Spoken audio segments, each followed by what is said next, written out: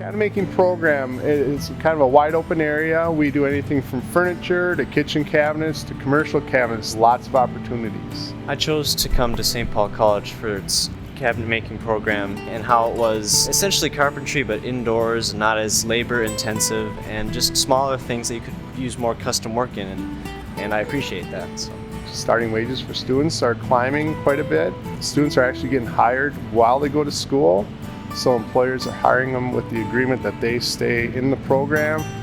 They may go to work for a few hours every day afterwards, and then once they complete the program, they have their job. The primary job you'd get after something like this would be in a shop, doing essentially what you're doing here, but what they focus on, whether that be doors, other cabinets, or you might be hired to do some computer work, setting up drawings and stuff like that. I wanted to learn the modern part of the industry. I like the idea of the AutoCAD and the technology part of it, and also the introduction to the CNC equipment. I have a little bit of woodworking background, but he teaches both the old way and then the modern way, so depending on the type of shop you end up in, you're pretty prepared to work in different atmospheres. Boy, if you like being creative, we're part carpentry, we're part cabinet making. We could be dealing with hand tools one day, doing it the old-fashioned methods, or we could be using computer to design our parts the following day.